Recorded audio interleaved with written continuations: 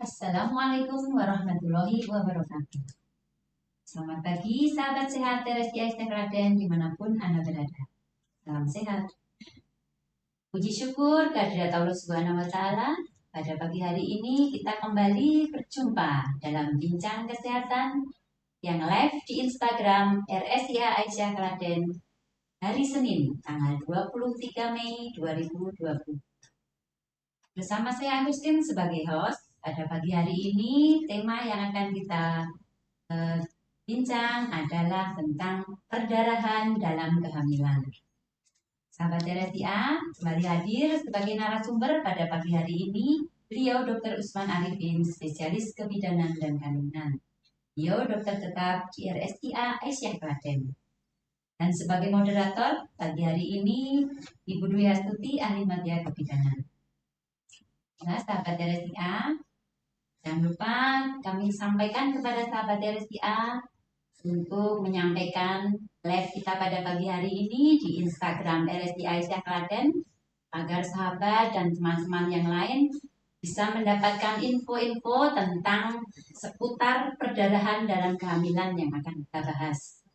Pada sahabat RSIA, semoga acara yang akan kita lalui berjalan dengan lancar dan tentunya memberikan manfaat bagi kita semua. Baiklah, mari langsung saja kita menuju ke bincang-bincang sehat kita. Kepada moderator Ibu Dwi Astuti, silakan. Baik, terima kasih Mbak Gusti. Assalamualaikum warahmatullahi wabarakatuh. Selamat pagi, sahabat sehat RSI Aisyah Klaten. Selamat bergabung di live streaming RSI Aisyah Klaten dalam bincang sehat seputar masalah kesehatan. Di studio sudah hadir bersama kami sebagai narasumber Dr. Usman Arifin, spesialis kebidanan dan kandungan. Beliau selaku dokter tetap di RSIA Aisyah Klaten. Assalamualaikum dokter. Waalaikumsalam warahmatullahi wabarakatuh. Bagaimana dokter kabar hari ini dokter? Alhamdulillah sehat dan tetap semangat. Ya. Baik, pada pagi hari dokter kita mengambil tema perdarahan dalam kehamilan nih dok. Kehamilan harapannya sehat ya dok, tapi memang ada beberapa ibu yang pada kehamilannya itu mengalami permasalahan dokter, yang salah satunya mungkin mengalami perdarahan. Mungkin bisa dijelaskan dokter perdarahan yang terjadi pada kehamilan, kenapa bisa muncul, kemudian jenis perdarahan apa saja yang mungkin bisa terjadi pada kehamilan.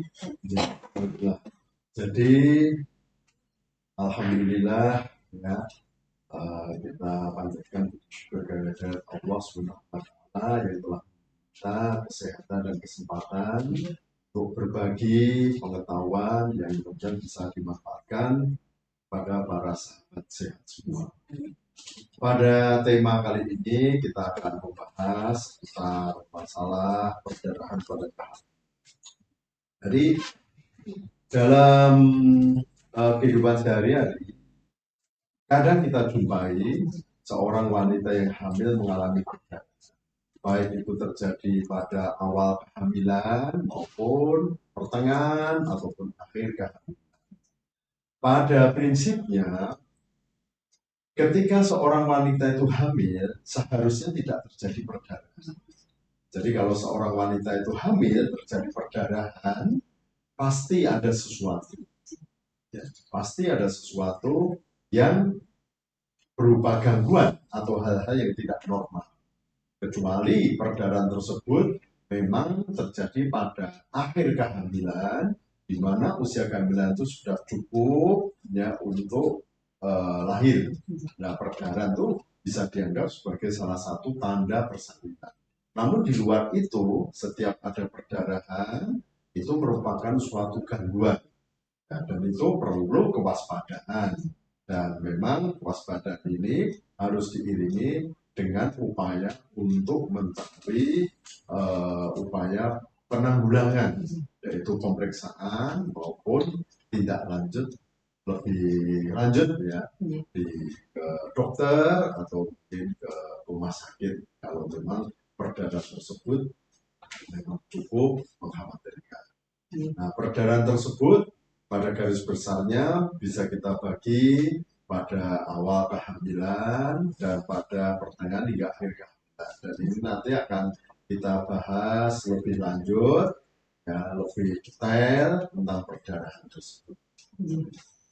Kemudian dokter, kalau terjadi perdarahan di kehamilan muda dokter, mungkin jenisnya apa saja dokter perdarahan di kehamilan muda, kemudian penyebabnya apa dokter? Ya.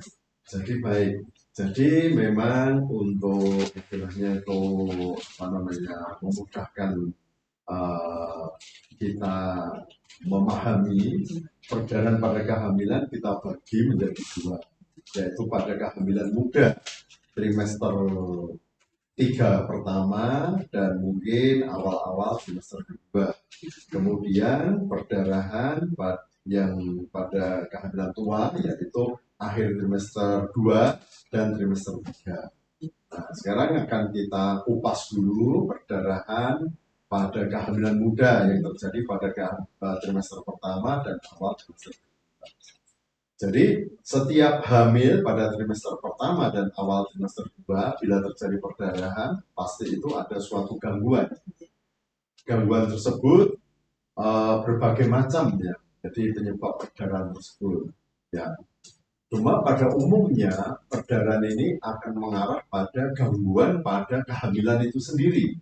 Walaupun ada juga perdarahan itu, walaupun hanya kecil, bisa juga akibat misalnya mulut rahimnya itu ada luka lecet itu bisa juga perdarahan. Ya, makanya perlu dilakukan pemeriksaan ginekologi dan juga pemeriksaan obstetrik untuk memastikan penyebab. Nah, perdarahan tersebut ya bisa ada kaitannya dengan ari-ari atau plasenta. Jadi kalau ada suatu gangguan pada plasenta, bisa salah satu manifestasinya adalah adanya perdarahan. Itu yang paling sering terjadi, perdarahan gangguan pada plasenta. Nah, dan ujung-ujungnya perdarahan pada kehamilan muda, ujung-ujungnya adalah terjadinya pengeluaran produk kehamilan atau yang disebut dengan abortus atau keguguran. Nah, oleh karena itu, bila terjadi perdarahan, itu harus menimbulkan kewaspadaan dan segera memeriksakan diri. Entah itu ke dokter atau mungkin langsung ke rumah sakit tergantung urgensinya. Kemudian yang tadi dijelaskan dokter, ada dua perdarahan ya, dari kehamilan muda sama kehamilan tua. Kemudian untuk perdarahan sendiri yang terjadi pada kehamilan tua, dokter, baik. Jadi perdarahan pada kehamilan tua atau akhir trimester 2 dan trimester 3 itu hampir sama dengan yang pertama tadi. Salah satu penyebab yang sering adalah masalah ari-ari atau plasenta. Nah, yang sering pada kehamilan tua adalah ari-ari ini menutupi mulut rahim. Jadi kalau ari-ari itu menutupi mulut rahim, itu memang sering terjadi gejala perdarahan. Atau dalam istilah medisnya disebut ini perdarahan awal, initial bleeding. Jadi ari-arinya itu menutupi mulut rahim. Kemudian juga bisa, walaupun tidak sesering itu, adalah ari-ari ini lepas bagian. Nah, ini yang paling berbahaya. Karena kalau ari-ari itu lepas, ya makin lama makin banyak hingga menyebabkan asupan nutrisi dan oksigen ke janin itu tidak mencukupi atau bahkan terhenti, akibatnya bisa terjadi kematian pada janin. Ya. Perdarahan yang memang perlu kita waspadai ya, karena memang bisa menimbulkan bahaya yang lebih dibandingkan kehamilan yang muda, itu adalah satu yang disebut placenta previa. Jadi placenta previa adalah ari-arinya itu menutupi jalan lahir. Ya. Placenta previa itu juga ada beberapa jenis ya, namun kita tidak membahas di sini. Intinya kalau ari-ari menutupi jalan lahir itu ada risiko perdarahan. Kemudian yang kedua, walaupun lebih jarang dari yang pertama, namun tingkat bahayanya lebih tinggi, yaitu yang disebut solusio plasenta. Jadi plasentanya ini lepas. Nah, ini sering terjadi kematian janin dan juga ini bisa terjadi shock ya pada ibunya. Karena perdarahan yang keluar itu tampaknya sedikit, namun di dalam itu banyak. Dalam rahim itu terjadi perdarahan yang banyak. Ini sangat berbahaya. Terus dua ini tadi. Sekarang kita perlu tahu ini tanda dan gejala. Kalau perdarahan pada plasenta previa itu adalah terjadi perdarahan tanpa kontraksi yang terlalu sering dan tanpa nyeri. Tapi kalau pada solusio plasenta perdarahannya sedikit. Mungkin perdarahannya lebih banyak pada plasenta previa. Namun bisa disertai nyeri perut. Ya, nyeri perut karena rahimnya berkontraksi terus-menerus. Dan karena perdarahannya tidak terlihat di dalam, jadi sering terjadi pasien itu datang, ya, perdarahan sudah banyak, akibatnya terjadi anemi, ya, dan bisa terjadi shock. Mungkin bisa jelaskan dokter untuk kategori ya. Tadi ada mungkin kehamilan tua itu bisa digambarkan dok, perdarahan yang normal ketika ibu mengalami proses mau bersalin sama apa dok, perdarahan di kehamilan tua yang mungkin membahayakan ibu dokter, bisa jelaskan dokter seperti apa perbedaannya dokter? Ya, baik. Jadi begini, bila seorang wanita itu hamil, terjadi perdarahan, itu pasti ada gangguan. Kecuali perdarahan tersebut pada umur cukup bulan, 37 minggu ke atas. Itu memang janin sudah layak lahir. Nah, perdarahan itu bisa merupakan salah satu tanda terjadinya persalinan. Namun, bila belum mencapai 37, bila terjadi perdarahan itu ada gangguan. Karena kalau itu lahir, namanya kelahiran prematur, belum saatnya. Dan itu sebisa mungkin harus dicegah. Jadi harus dicegah itu, jangan sampai terjadi lahir prematur. Ya, walaupun upaya pencegahan itu bisa berhasil, bisa tidak, tergantung banyak faktor. Nah, terus perdarahan yang terjadi sepanjang kehamilan bila umur belum cukup bulan, belum 37, itu salah satunya mengarah pada persalinan prematur. Jadi kalau terjadi perdarahan, apalagi kalau disertai kontraksi di rahim, kencang-kencang itu waspada. Ini mungkin tanda-tanda prematur. Nah, itu harus segera memeriksakan. Tapi bisa juga kalau dia kehamilan tua, itu karena ari-arinya nutup atau areanya lepas. Nah, intinya kalau terjadi perdarahan seperti itu, ya segera memeriksakan diri. Kalau memang dianggap urgen, ya perdarahannya agak banyak, sering dan nyeri, langsung saja ke rumah sakit. Mungkin kalau hanya sedikit-sedikit flek-flek, tidak ada nyeri, ya mungkin kontraksinya tidak terlalu sering, ya itu mungkin bisa ke dokter, ya, dari dokter, ya artinya mungkin ke poliklinik atau ke praktek dokter. Jadi bukan langsung kalau ke rumah sakit kan tujuannya kalau gawat darurat kan ke bagian ini instalasi gawat darurat. Kemudian dokter, bila sudah terjadi perdarahan dokter, mungkin upaya-upaya yang bisa dilakukan di seorang pasien bila sudah terjadi perdarahan dokter, mungkin yang pertama kali harus apa gitu dok? Ya, baik. Jadi ketika hamil, ya, itu bila terjadi perdarahan, yang paling penting itu adalah tirah baring, istirahat. Jangan melakukan aktivitas fisik yang banyak, seperlunya saja. Jadi tirah baring, karena dengan tirah baring itu akan melancarkan peredaran darah ke rahim, akan membantu. Sambil nanti menunggu upaya pemeriksaan lebih lanjut, entah ke rumah sakit, entah ke praktek dokter, untuk memastikan perdarahan itu apa. Tapi yang penting tirah baring itu. Jadi jangan perdarahan malah melanjutkan aktivitas fisik yang banyak itu. Ya. Dan juga bila ada perdarahan tentunya tidak diperkenankan untuk melakukan hubungan suami istri. Ya, karena dikhawatirkan bisa memicu. Kemudian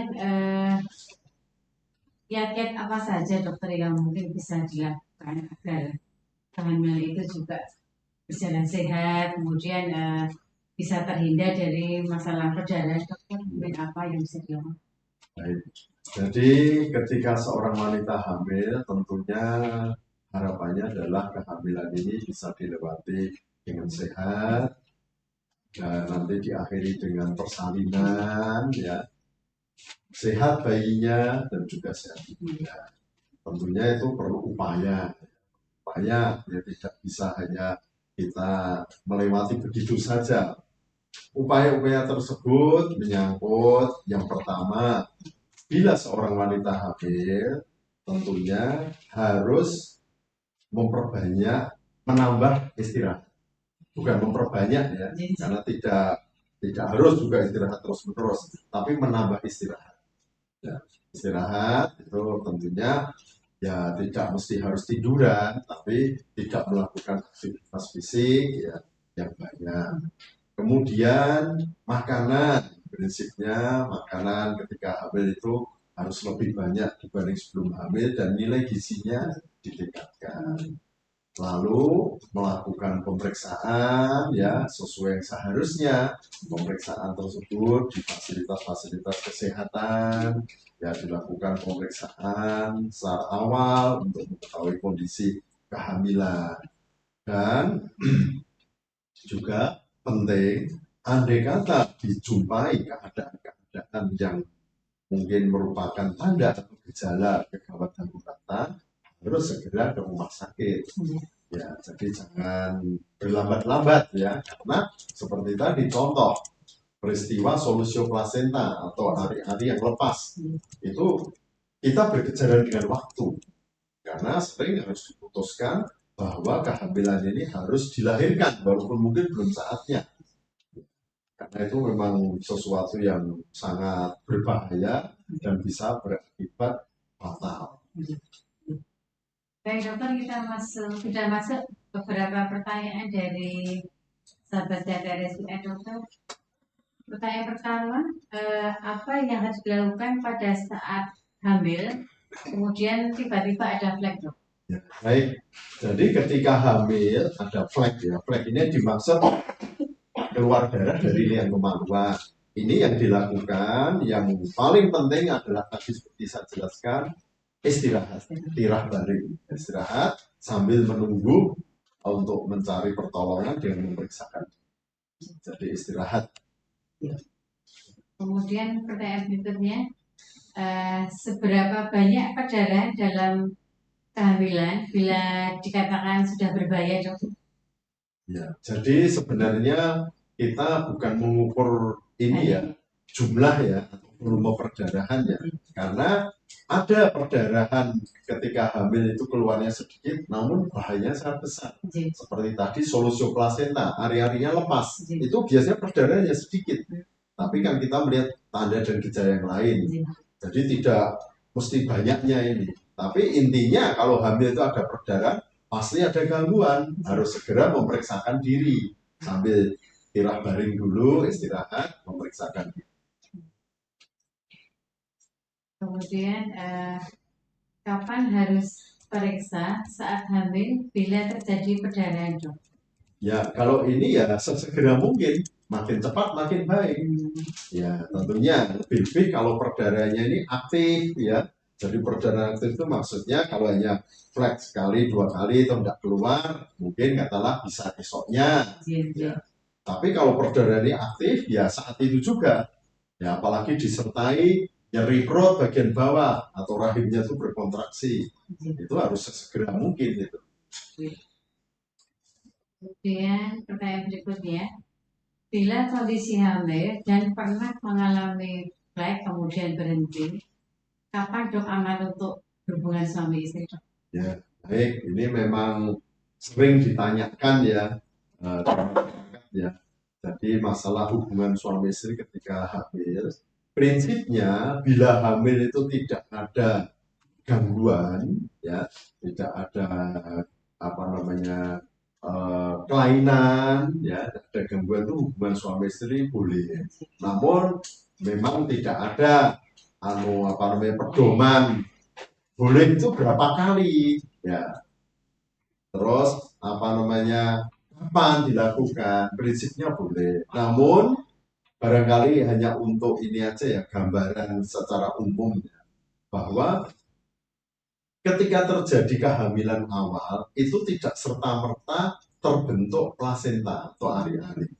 Nah, plasenta atau ari-ari itu akan terbentuk cukup sempurna ya dan kuat menempel dalam rahim itu ketika usia kehamilan 4 bulan ya, menjelang 5. Oleh karena itu memang kalau hubungan suami istri itu memang ya paling aman bila dilakukan setelah usia kehamilan 4 bulan ke atas.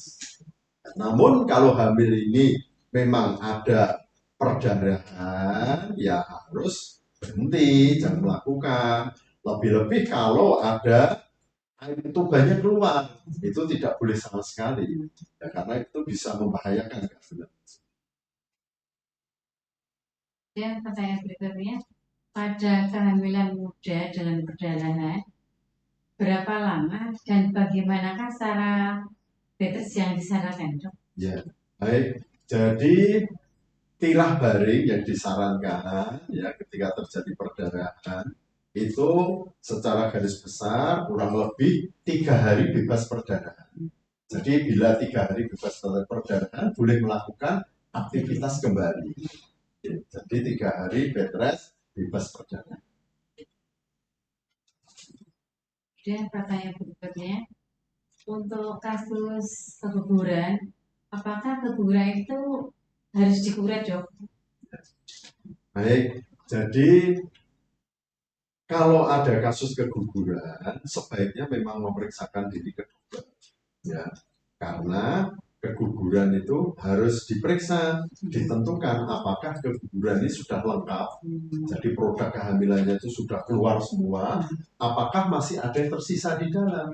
Kalau ada yang sisa di dalam itu memang sebaiknya dikeluarkan. Ya, cara pengeluaran itu macam-macam ya, istilah umumnya dikuret. Namun dikuret itu ada berbagai metode. Ya. Namun kalau diperiksa ternyata insya Allah sudah bersih atau hanya sangat minimal sekali dan diperkirakan tidak mengganggu, itu tidak perlu dikuret. Jadi tidak selalu keguguran itu harus dikuret. Tapi sebaiknya memeriksakan diri untuk memastikan itu. Kemudian pertanyaan berikutnya, adakah masa aman dengan suami istri ketika hamil, Dokter? Ya, tadi sudah saya jelaskan tadi, ya kira-kira 4 bulan ke atas. Ya. Kemudian kadang terjadi kasus keguguran yang berulang, Dokter, mungkin apa penyebabnya, Dok, untuk yang terjadi? Baik, ya ini memang sangat menarik ya. Memang ada wanita itu mengalami keguguran berulang berturut-turut 2 kali, 3 kali bahkan lebih. Nah, kalau terjadi keguguran berulang ya itu memang harus dilakukan pemeriksaan yang komprehensif karena penyebabnya itu banyak ya. Jadi bisa penyebabnya itu adalah mulut rahimnya itu relatif longgar. Jadi ketika hamil itu bertambah besar, rahimnya itu tidak mampu menahan. Jadi yang disebut cervix incompeten. Jadi cervixnya atau istilahnya itu lahir rahim dan mulut rahimnya itu tidak mampu menahan. Kemudian bisa juga keguguran ini karena kelainan-kelainan pada rahim. Misalkan rahimnya itu ada kelainan bawaan, katakanlah rahimnya itu ada sekatnya di dalam, itu bisa terjadi. Atau di dalam rahim itu ada suatu masa tumor, misalkan mioma uteri. Ya. Tapi bisa juga penyebabnya itu adalah kelainan dalam tubuh si wanita. Misalkan ada kelainan imunologi, ya, jadi kelainan imunologi. Terus ada juga kelainan-kelainan metabolisme tertentu pada tubuh wanita. Ya, jadi penyebabnya ini banyak sekali. Makanya memang kalau sudah mulai keguguran berulang, sebaiknya dilakukan pemeriksaan komprehensif. Gitu. Bisa juga mungkin ada infeksi juga bisa, walaupun itu kecil ya. Infeksi karena virus.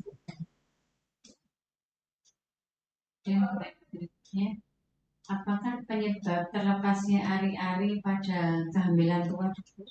Ya, baik. Ini memang kasus terlepasnya ari-ari pada kehamilan tua ini perlu sangat kita pahami ya, karena ini seringnya akibatnya fatal. Fatal itu janin bisa meninggal di dalam dan juga bisa berakibat buruk pada ibu bisa jatuh dalam keadaan shock. Jadi ari-ari ini kan menempel di dalam rahim ya. Ketika ini lepas, ada perdarahan, ini makin merangsang lepas lagi, perdarahan tambah banyak. Akibatnya ari-ari ini kan sebagai jalan untuk lewat memberi oksigen dan nutrisi pada janin. Kalau ini lepas, akibat nutrisi dan janin dan oksigen pada janin berkurang. Lama-lama berkurang, lama-lama habis, janin meninggal. Nah, akibat lepasnya ini menimbulkan tanda dan gejala perdarahan, tapi sedikit. Karena perdarahan itu tertampung di dalam rahim. Yang jelas ada rasa nyeri. Makin lama makin sangat. Jadi rahim itu keras itu kalau dipegang gitu. Nah, kalau terjadi seperti ini, memang harus segera memeriksakan diri ke rumah sakit. Yang paling tepat adalah menuju ke bagian gawat darurat, ya bukan ke poliklinik ya. Karena itu semakin cepat diketahui, semakin cepat dia ambil tindakan, akan semakin besar peluang untuk menyelamatkan janin dan ibunya. Itu disebut solusio placenta. Nah, faktor risikonya itu apa? Yang pertama dan paling penting adalah tekanan darah tinggi. Jadi kalau seorang wanita hamil itu tekanan darahnya tinggi, itu memang risiko untuk terjadinya ari-ari lepas atau solusio placenta itu meningkat. Lebih besar daripada yang tekanan darahnya normal. Kemudian juga benturan langsung pada rahim. Misalkan terjadi kecelakaan ketika naik sepeda motor. Ini ada benturan dari ini stang sepeda motor. Itu pernah terjadi juga seperti itu. Atau benturan di rumah, terjatuh terpeleset, membentur mungkin meja atau kursi. Itu bisa memicu ari-ari terlepas. Makanya ketika hamil ada tekanan darah tinggi ya sebaiknya periksa secara teratur, konsultasi pada dokter untuk pengelolaan tekanan darah tingginya. Dan ketika hamil harus hati-hati ya, jangan sampai rahim ini terjadi benturan yang keras. Ya. Jika pasien tidak tahu kalau hamil, bagaimana cara membedakan flek-flek karena guguran dengan menstruasi, dok? Ya, baik, ini memang sering terjadi ya. Tidak semua wanita itu ketika hamil tahu kalau dirinya hamil. Bahkan ada yang tahunya itu hamilnya sudah agak besar, ya, sudah 5 bulan, bahkan ada yang 7 bulan baru tahu. Jadi memang hamil sendiri itu tidak semua menimbulkan tanda-tanda dan gejala yang spesifik. Hanya lazimnya ketika hamil muda itu lazimnya itu sering ada mual-mual.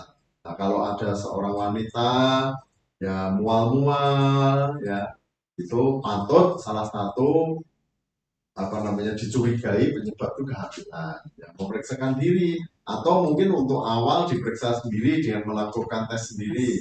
Tes kehamilan itu yang bisa diperoleh di apotek itu bisa ada petunjuknya, bisa dilakukan sendiri awal baru kemudian memeriksakan. Atau kalau kehamilannya makin besar, curiga ini perutnya kok makin lama makin besar, ya perut makin besar kan tidak mesti karena gemuk ya, bisa juga karena hamil. Walaupun pasangan tersebut memakai kontrasepsi, ya karena namanya kontrasepsi itu kan ikhtiar, upaya, bisa saja ada yang gagal. Tapi lebih besar kemungkinan hamil kalau tidak memakai kontrasepsi. Jadi kalau memang tidak ingin hamil, ya harus berupaya ya untuk menjalankan kehamilan. Karena kalau tidak, seorang wanita itu bisa berkali-kali hamil. Kemudian pertanyaan berikutnya, tips apa dokter untuk bisa mengurangi risiko perdarahan pada saat hamil?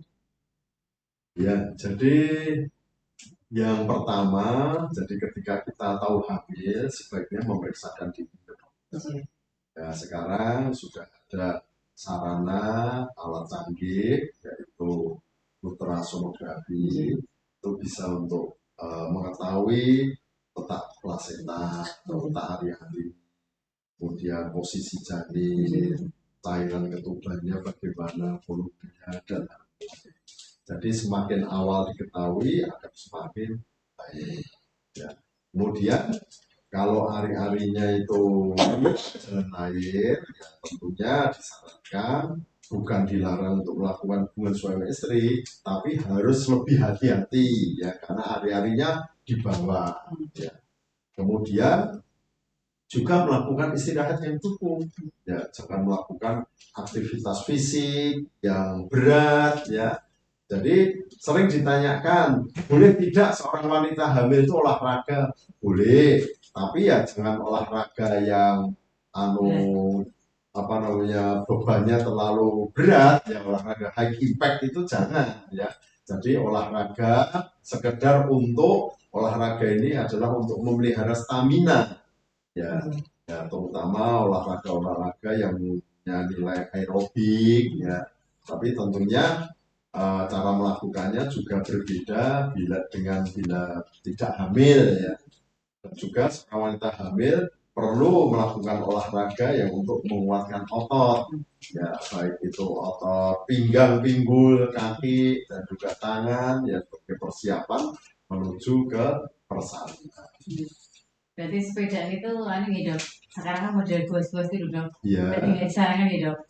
Ya sebetulnya orang hamil sih ya boleh-boleh saja naik sepeda itu selama terukur dan aman, ya terukur dan aman, ya. Cuma sepeda ini kalau di jalan ya yang tidak ada jalur khusus sepeda kan juga risiko kecelakaan kan juga ya lebih besar itu.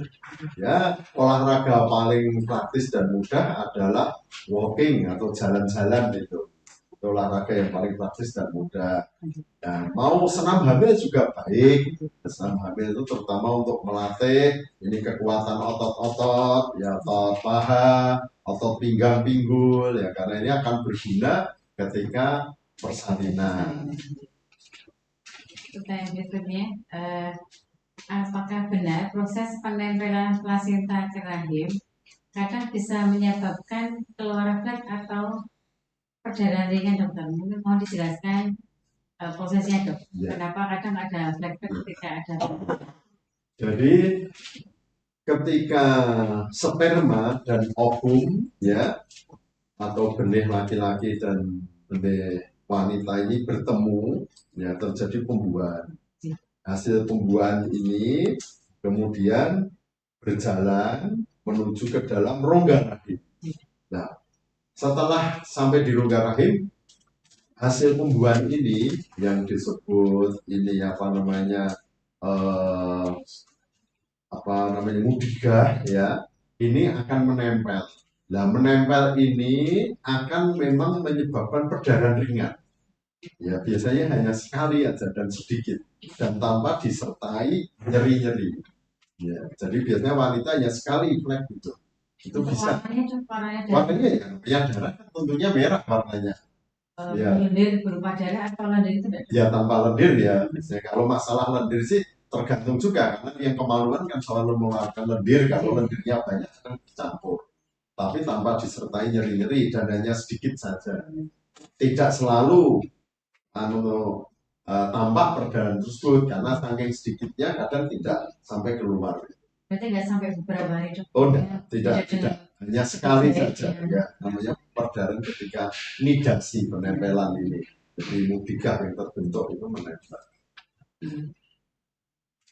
Kemudian ini ada pertanyaan dok, di luar perjalanan kehamilan. Baik, silakan. Iya, dokter mau bertanya, anak pertama lahir sesar, kemudian untuk bisa punya anak lagi itu jaraknya berapa dok dari kemarin?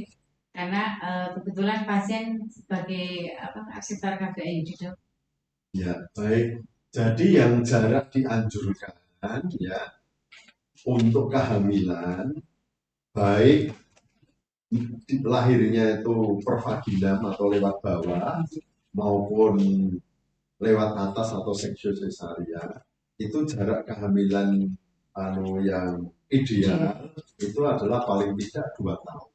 Jadi walaupun lahir lewat bawah pun bukan berarti dianjurkan untuk cepat-cepat hamil lagi, karena ini kan banyak kepentingan.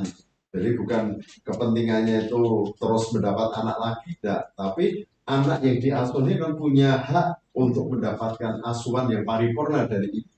Seorang ibu tentunya mengasuh satu anak dan dua anak, itu tentunya akan lebih optimal mengasuh satu anak. Jadi lebih-lebih ini pada masa emas gitu. Jadi 1000 hari pertama kehidupan, ya masa emas ini sangat penting gitu.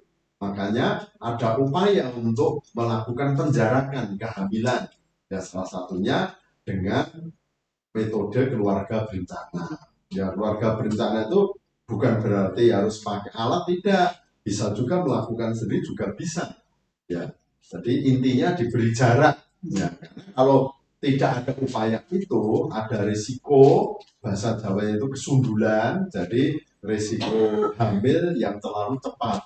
Dan tentunya ini akan merugikan pengasuhan kepada si bayi tersebut.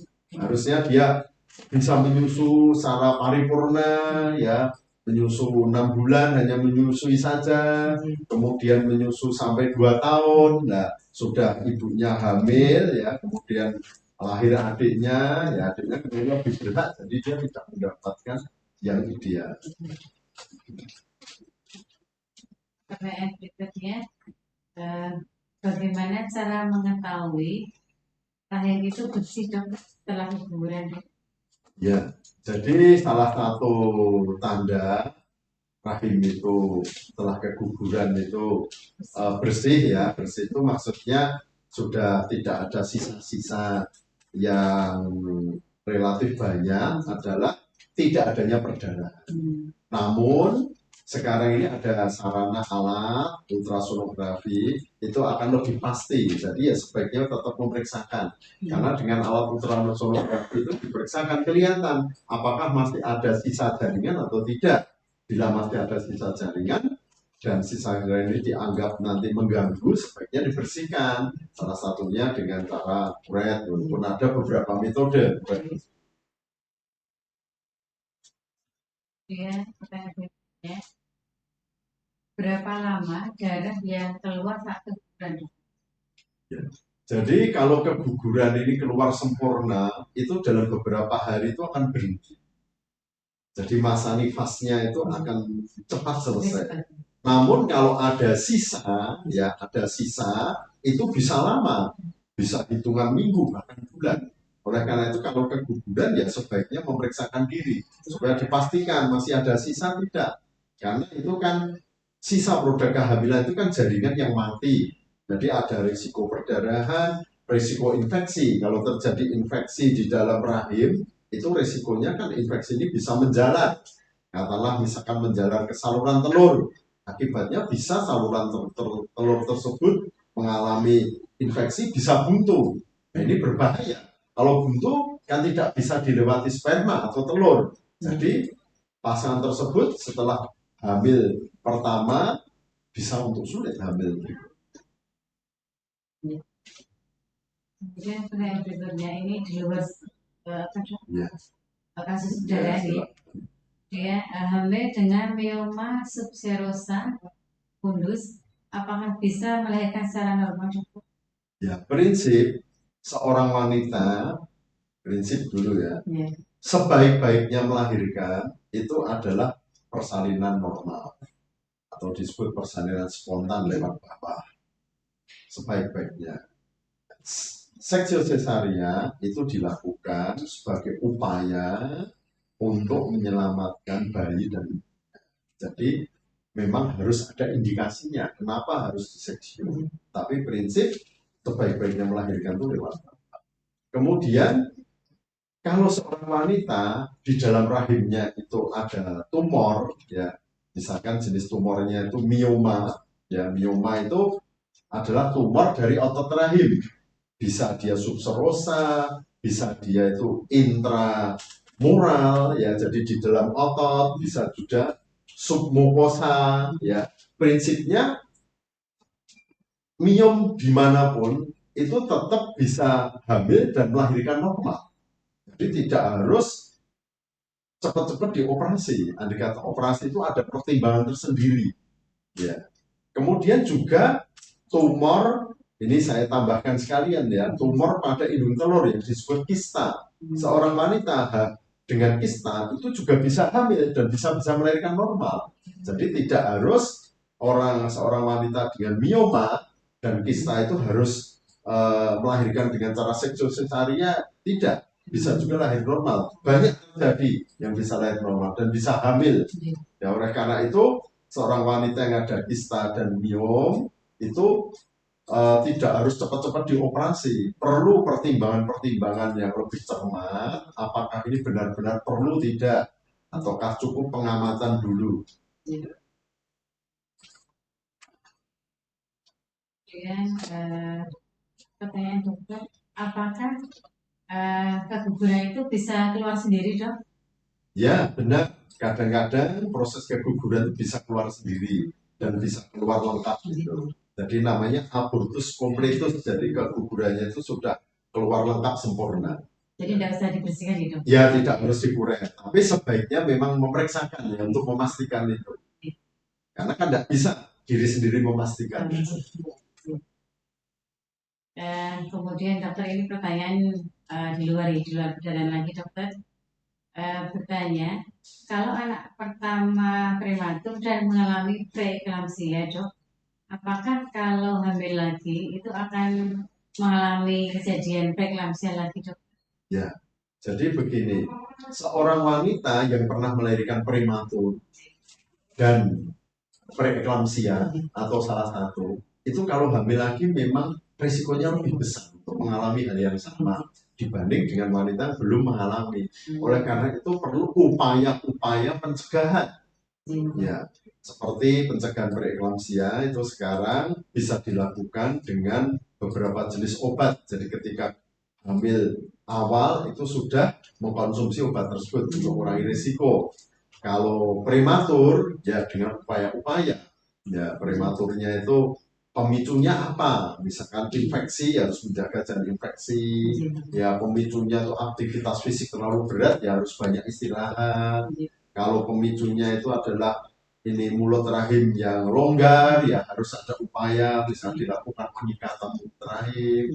Ya, disokong oleh obat-obat penguat kehamilan, yaitu obat-obat dari golongan hormon progesteron ya untuk menyokong fungsi plasenta.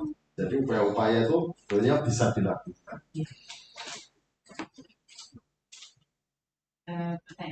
Silakan. Adakah pantangan makanan, Dok, pada ibu hamil yang mengalami abortus iminen, dokter? Abortus iminen ini perlu dijelaskan ya. Ini adalah abortus yang mengancam. Jadi seorang wanita hamil muda mengalami perdarahan, kadang ada mulus-mulus, itu mengalami ancaman abortus.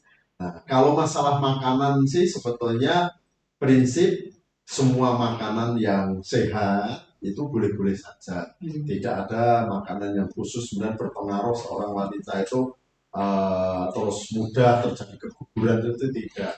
Kebanyakan itu ya mitos-mitos saja itu ya. Mitos-mitos saja. Jadi intinya makanan sehat itu boleh. Dan pertanyaan berikutnya, apakah ada batasan seorang wanita itu melakukan tindakan melahirkan lewat sisa, dokter? Apakah ada batasannya, Dok? Ya. Jadi kalau secara medis seorang wanita yang melakukan seksual sesaria ini sebenarnya dianjurkan jangan lebih dari 3 kali. Karena kalau lebih 3 kali itu akan meningkatkan risiko, baik risiko ketika hamil maupun risiko ketika tindakan. Ya, pasti itu akan lebih menyulitkan dokter. Ya, jadi semakin sering dioperasi dengan bagian tubuh yang sama, itu pasti akan semakin lebih banyak timbul kesulitan-kesulitan. Ya, jadi maksimal memang dianjurkan 3 kali, walaupun kenyataannya ada juga yang sampai 4 kali, 5 kali. Gitu. Pertanyaan berikutnya, better seperti apa, Dok, yang dianjurkan ketika hamil? Ketika hamil dan mengalami perdarahan, Apakah tidak boleh aktivitas sama sekali atau gimana, Dok? Ya, jadi yang dimaksud bed rest atau tirah baring ya, bahasa Indonesianya tirah baring ya, J. itu adalah istirahat di tempat tidur.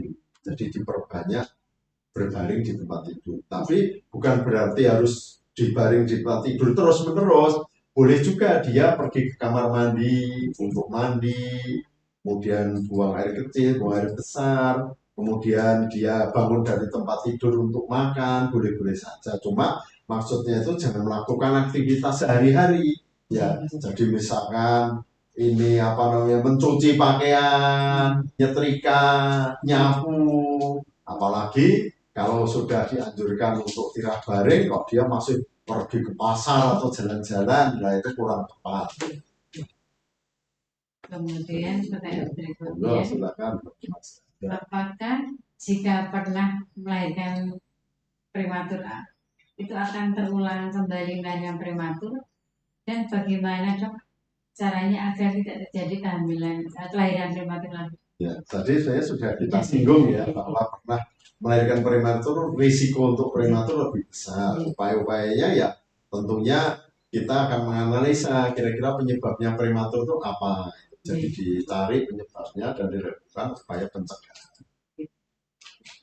Kemudian masih ada pertanyaan, apakah kalau sudah sesar itu bisa melahirkan normal, Dok? Ya, bisa. Jadi tetap jaraknya 2 tahun, hanya semakin sering sesarnya, risiko persalinan normal atau pervaginan itu semakin besar. Bisa, itu namanya ini vaginal birth after cesarean section, VBAC ya. Jadi itu bisa saja seorang pasien ya yang pernah sesar kemudian hamil mengajukan itu boleh. Cuma memang harus ada informed consent, jadi penjelasan dari dokter bahwa tetap ada risiko seperti itu. Boleh, itu merupakan satu pilihan, itu hak dari pasien. Namun kalau sesarnya 2 kali ya risikonya tentunya lebih besar, 3 kali lebih besar lagi.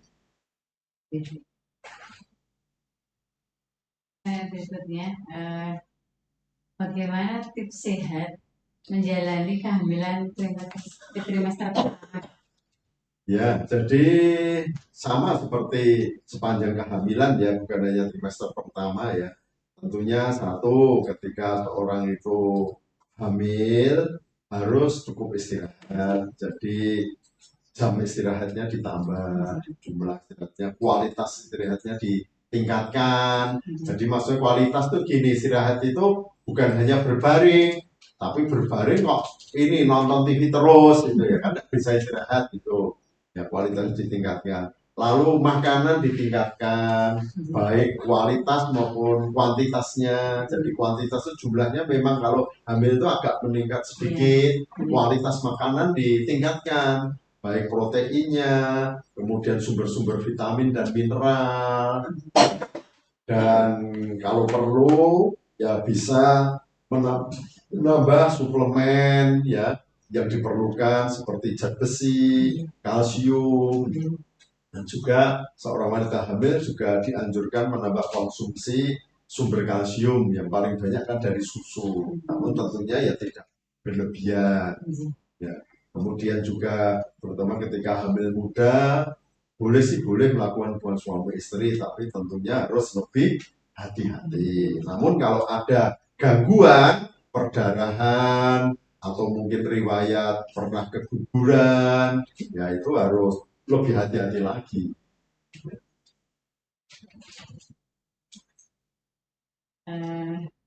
Silahkan, mungkin masih ada. Ya, silahkan. Jika ibu hamil muda, kriteria perdarahan black seperti apakah yang harus bed rest total dan tidak boleh beraktivitas biasa, Dok? Ya, sebenarnya yang disebut bed rest total itu ya tidak harus di tempat tiduran terus, tidak. Boleh duduk, kalau perlu boleh ke kamar mandi, tapi kalau perdarahannya itu relatif banyak, ya barangkali mungkin bisa buang air kecil pakai dispot, buang air besar pakai dispot, mungkin mandinya dengan bahasa Jawanya apa, ini sibin gitu ya. Jadi tidak jalan di kamar mandi dulu. Tapi kalau hanya sepedaan sedikit sih boleh-boleh saja. Intinya istirahatnya itu diperbanyak. Baik dokter, sudah banyak pertanyaan dari sahabat sehat RSIA. Semoga apa yang disampaikan Dr. Usman memberikan banyak manfaat untuk sahabat RSIA. Semoga juga sahabat RSIA bila pada kehamilannya mengalami permasalahan bisa mendapatkan gambaran, bisa mengambil langkah tindak lanjut ketika terjadi masalah pada kehamilannya. Barangkali dokter ada pesan yang bisa dibawa oleh sahabat RSIA terkait masalah tersebut. Ya, baik. Jadi ini take home message ya, pesan yang dibawa pulang ke rumah ya. Jadi untuk sahabat sehat RSIA, jadi bila mengalami kehamilan dan ada perdarahan, sebaiknya memeriksakan diri. Jadi jangan dibiarkan ya, karena dengan memeriksakan diri itu akan diketahui apa jenis perdarahannya, kira-kira penyebabnya apa, dan dilakukan upaya-upaya penanggulangan. Baik itu ketika terjadi di kehamilan muda maupun kehamilan tua.